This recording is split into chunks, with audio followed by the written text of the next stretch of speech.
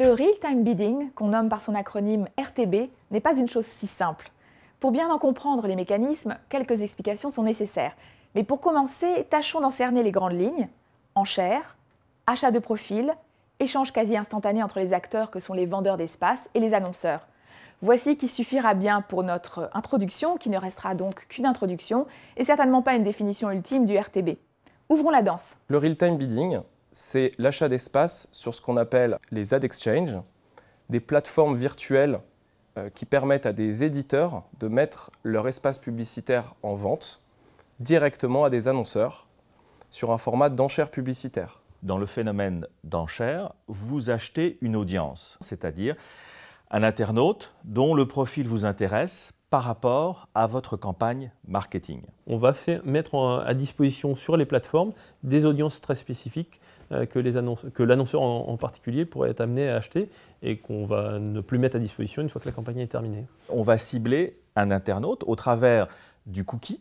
Ce cookie va nous donner un certain type de profil. Vous avez une page qui se charge, il y a des formats publicitaires qui sont disponibles, on les met aux enchères, donc le publisher les met aux enchères, et vous avez un certain nombre de sociétés en face qui vont proposer une enchère pour ce même inventaire publicitaire. C'est la société qui va proposer le prix le plus élevé qui va remporter cette impression publicitaire. C'est un principe d'enchère à un seul tour. Qui permet du coup de valoriser l'inventaire à son juste prix.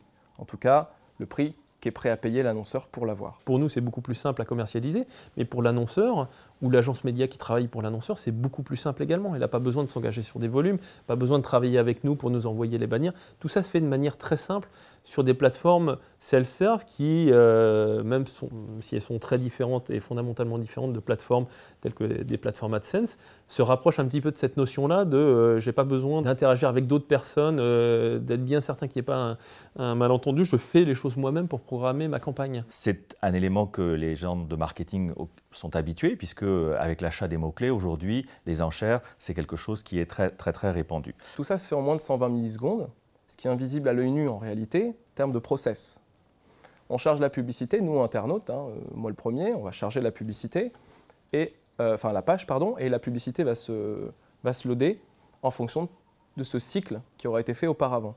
C'est pour ça qu'on parle de real-time et de bidding. Si une seconde après, une autre personne charge la même page, il ne verra pas cette publicité. D'où le fait d'une plus grande efficacité dans les campagnes marketing en RTB, parce qu'effectivement, vous n'allez proposer d'envoyer une impression que là où vous avez effectivement des gens qui vous intéressent directement. Et l'avantage pour l'annonceur, c'est qu'il a un retour immédiat sur les performances. Tout ça est mesurable en temps réel. Aujourd'hui, tout ce qui passe sur les plateformes d'achat programmatique représente la majorité de nos revenus publicitaires. On est tous obligés de regarder la publicité à un moment donné, autant qu'elle soit pertinente et performante, et vraiment quelque chose qui, d'un point de vue de l'internaute, est quand même plus intéressant, et d'un point de vue de l'annonceur, plus performant également.